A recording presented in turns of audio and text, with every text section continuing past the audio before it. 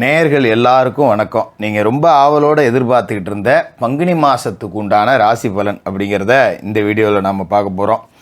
அதாவது இந்த பங்குனி மாதம் அப்படிங்கிறது கிரகங்கள்லாம் பார்த்திங்கன்னா ஏதோ இந்த இடியாப்பத்தை அப்படியே பிச்சு கொசன்னு போட்ட மாதிரி ரொம்ப சிக்கலாக இருக்குது.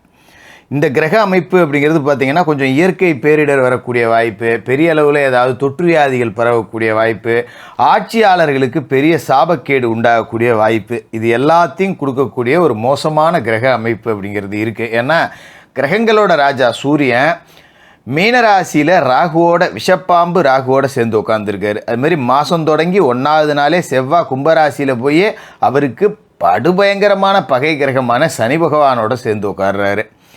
புதன் ராகுவோடு சேர்ந்துக்கிட்டு நீச நிலையில் இருக்கார். 13ஆம் தேதி அவர் வக்கரமாகி இன்னும் பலம் இழந்து போகிறார். சுக்கிரன் 19ஆம் தேதி வரைக்கும் சனியோடு இருக்கார். அதன் பிறகு அவரும் போய் ராகுவோடு சேர்ந்துக்கிறாரு. அப்போ பாதிக்கும் மேற்பட்ட கிரகங்கள் எல்லாமே சர்ப்பதோஷத்தில் போய் ராகுவோட மாட்டிக்குது. குரு பகவான் மேச ராசிலையும் சனி பகவான் கும்பராசிலையும் இருக்காங்க.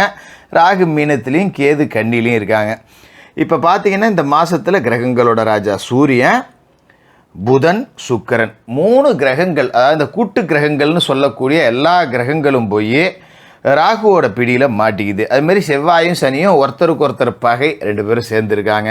இந்த குழப்பமான கிரக நிலைகள் அப்படிங்கிறது உங்களோட ராசிக்கு என்னென்ன பலனை கொடுக்க போகுது, நீங்கள் எதிர்பார்த்து நடக்கலாமா, இந்த மாதத்தில் என்னெல்லாம் செய்யலாம், என்னெல்லாம் செய்யவே கூடாது அப்படிங்கிறது எல்லாத்தையும் இந்த வீடியோவில் நாம் பார்த்துருவோம். கும்பராசி நேயர்களே, உங்களுக்கு இந்த பங்குனி மாதம் எப்படி இருக்குது அப்படின்னு பார்த்தீங்கன்னா, மாத தொடக்கத்தில் உங்களோட ராசி அதிபதி சனி ராசியிலே இருக்கார்.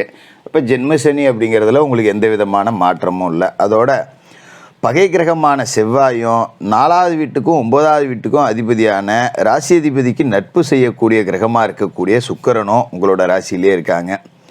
2வது வீடுன்னு சொல்லக்கூடிய தனம், வாக்கு, குடும்பம், இதை குறிக்கக்கூடிய இடத்துல கிரகங்களோட ராஜா சூரியன் இருக்காரு. அவரோட சேர்ந்துக்கிட்டு விஷப்பாம்பு ராகு இருக்காரு. அஷ்டமத்தில் விஷமற்ற பாம்பு கேது இருக்குது.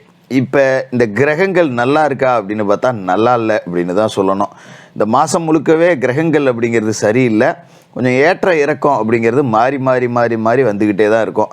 அஷ்டமத்தில் இருக்கிற கேது உடம்புலையும் கொஞ்சம் பிணியை கொடுப்பாரு. போதாத குத்தத்துக்கு ஜென்ம சனி அப்படிங்கிறது நடக்குது. அப்போ இந்த மாதத்தில் காசு பணம் 10 ரூபா வருது வரல, செய்கிற தொழிலில் 10 ரூபா லாபம் இருக்குது இல்லை, ஒரு இடத்துக்கு வேலைக்கு போகிறோம் நல்ல பேர் எடுக்கிறோம் இல்லை, ஒரு டிரான்ஸ்ஃபர் வருது போகுது வருது, புது முயற்சி ஏதாவது செய்கிறோம் அதில் 10 ரூபா காசு கிடைக்குது கிடைக்கல, கல்வி எப்படியோ நல்லபடியாக இருக்குது இல்லை, ஒரு பயணம், ஒரு கலைத்துறை, ஒரு திரைத்துறை, ஒரு அரசியல் துறை, ஒரு விவசாயத்துறை, இந்த மாதிரி தான் சார்ந்த எந்த துறையாக இருந்தாலும் முன்னேற்றம் இருக்குது இல்லை, இது எதையுமே இந்த மாதத்தில் பார்க்காதீங்க.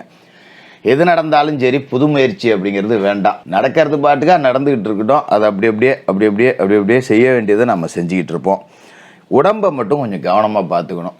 வழக்கத்தை விட உடல் ஆரோக்கியத்தில் கூடுதல் கவனம் செலுத்தணும். நல்லா தின்னுட்டு தூங்கணும், ரெஸ்ட் எடுத்தோம் படுத்தோம் அப்படின்னு இருந்தோம்னு வச்சுக்கிங்க, சாப்பிட்ற சாப்பாடு கூட செரிக்காமல் அதால் கூட நமக்கு பிரச்சனை வரும். அப்போ இந்த மாதத்தில் கூடுமான வரைக்கும் தேவையற்ற அலைச்சல் அப்படிங்கிறத குறைச்சிக்கணும். தேவையற்ற பயணங்கள் அப்படிங்கிறத குறைச்சிக்கணும். ஏகப்பட்ட கல்யாண பத்திரிக்கை வந்திருக்கும், சுப நிகழ்ச்சிகள் நடக்கும், தொலைதூரத்துக்கு பயணமாக வர மாதிரி இருக்கும், முக்கியமான உறவுகள் வகையில் வந்து பத்திரிக்கை வைப்பாங்க, இது எல்லாம் நிறையா நடக்கும். ஆனால் நாம் தான் கொஞ்சம் இழுத்து பிடிச்சி போய்க்கணும். உடம்பு கொஞ்சம் சரியில்லையா, நம்ம உடம்பு ஒத்துழைக்கலையா, அதுக்கு தக்கன நடந்துக்கணும். ரொம்ப நெருக்கம் ரொம்ப முக்கியம் அப்படின்னா போயிட்டு ஏதோ நோவாமல் போயிட்டு நோவாமல் வந்துடுறது நல்லது. போகிற இடத்துல நான் வந்து கடையில் பொறுக்கி திங்கிறேன் இல்லை ஏதோ ஹோட்டலில் சாப்பிட்றேன், அதெல்லாம் கொஞ்சம் குறைச்சிக்கிங்க.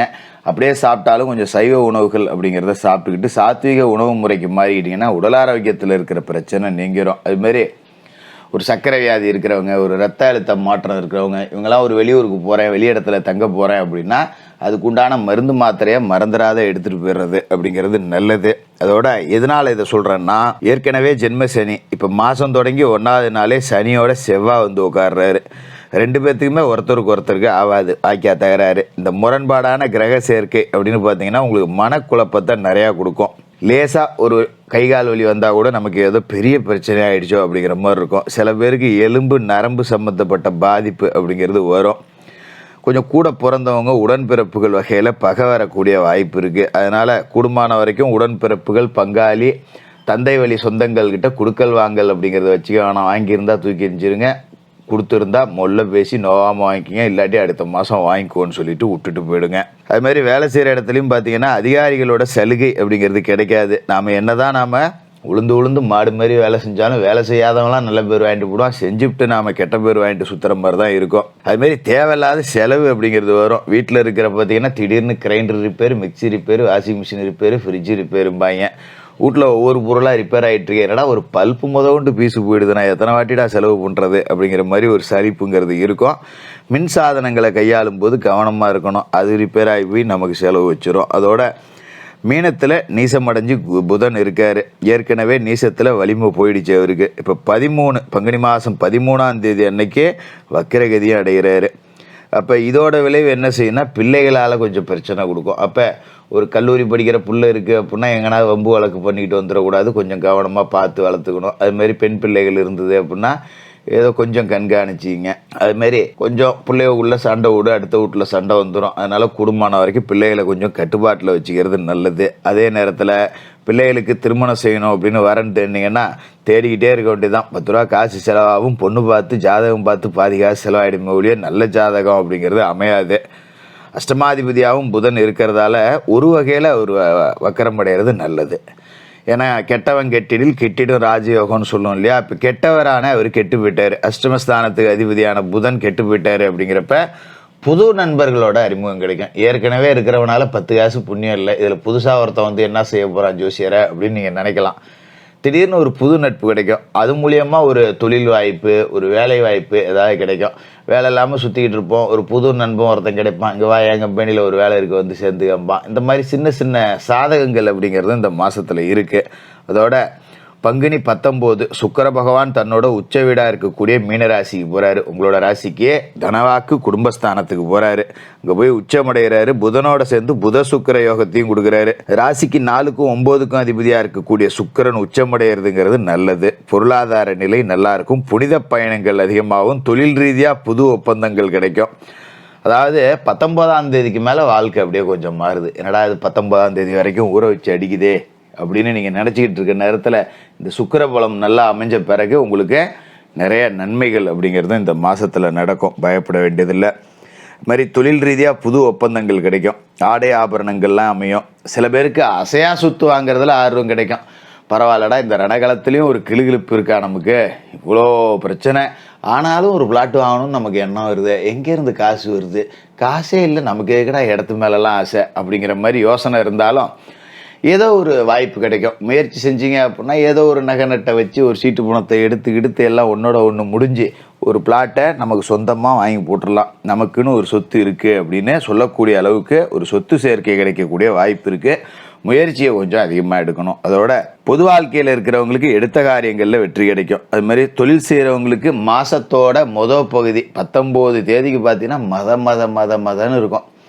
ஆஃபீஸுக்கு போகிறதுக்கே பிடிக்காது. ஆமாம், அங்கே போய் என்ன அப்படியே லாபம் கொட்டுதா, பேசாமல் வீட்டில் உட்காந்துருப்போம் அப்படிங்கிற மாதிரி இருக்கிறவங்களுக்கு கூட 19ஆம் தேதிக்கு மேலே தொழிலில் ஒரு அதிகபட்ச ஆர்வம் கிடைக்கும். என்ன ஊரே சம்பாதிக்குது இதே தொழிலில், நம்மளால் முடியாதா, வாடா பார்த்துருவோம் அப்படின்னு சொல்லிட்டு அதுக்கப்புறம் போய் மாடு மாதிரி உழைப்பீங்க. 10 ரூபா வருமானமும் பார்த்துருவீங்க. அதோட சூரியன் ராகு சேர்க்கை அப்படிங்கிறது 2வது வீட்டில் இருக்குது. பகை கிரக சேர்க்கை பணப்புழக்கத்தில் தடையை கொடுக்கும். ஏன்னா தனஸ்தானத்தில் இது நடக்குது. அப்போ கொடுத்த இடத்துல பணம் வராது, வாங்கின இடத்துல திருப்பி கொடுக்க முடியாத ஒரு சூழல் இருக்கும். நமக்கு பணம் கொடுக்க வேண்டியவன் ரொம்ப சாதாரணமாக பதில் சொல்லிடுவான், வெளியூரில் இருக்கேன் வர 10 நாள் ஆகிடும்னு.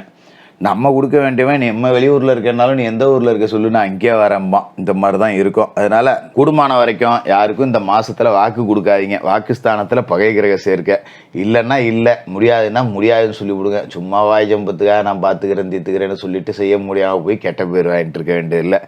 இந்த மாதம் அப்படிங்கிறது 19ஆம் தேதி வரைக்கும் ஒரு சுமார் 19ஆம் தேதிக்கு மேலே நல்லது நடக்குது. அதேமாரி விவசாயத்தில் புது முயற்சி வேண்டாம். ஏன்னா செவ்வாய் பகையோட கூடியிருக்கு.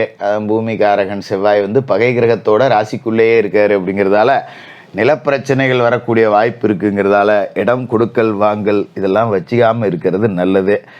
மற்றபடி சனிக்கிழமை காலையில் எந்திரிச்சு குளித்து முழுவிட்டு விநாயகப் பெருமான் வழிபாடு செய்யணும், அனுமன் வழிபாடு செய்யணும், பெருமாள் வழிபாடு செய்யணும். சனிக்கிழமை சாயந்தர நேரத்தில் சனி பகவானுக்கு தீபம் ஏற்றணும். செவ்வாய்க்கிழமை ராகுகால நேரத்தில் துர்க்கை அம்மனுக்கு தீபம் ஏற்றுங்க. சாலையோரத்தில் வசிக்கக்கூடிய வீடற்றவர்களுக்கு உங்களால் முடிஞ்ச உதவி செய்யுங்க. ஒரு சாப்பாடு போடுறது, ஒரு துணிமணி வாங்கி கொடுக்கறது, இந்த மாதிரி ஏதாவது அப்பப்போ வீடற்றவர்கள் இயலாதவர்களுக்கு உங்களால் முடிஞ்சதெல்லாம் செய்யுங்க. சனி பகவான் உங்களுக்கு கர்ம விடைகளின்படி நற்பலன்கள் அப்படிங்கிறதையும் வாரி கொடுப்பாரு. சின்ன சின்ன பாதிப்புகள் இருந்தாலும் அதுலேருந்து மீண்டு வந்துடலாம். பெருசாக பயப்பட வேண்டியதில்லை. இந்த மாதம் அப்படிங்கிறது முற்பகுதி சுமார் அப்படின்னாலும் பிற்பகுதி நற்பலன்களை கொடுக்கக்கூடிய ஒரு கலவையான மாதமாக இருக்கும். கும்பராசிக்காரர்களுக்கு வாழ்த்துக்கள்.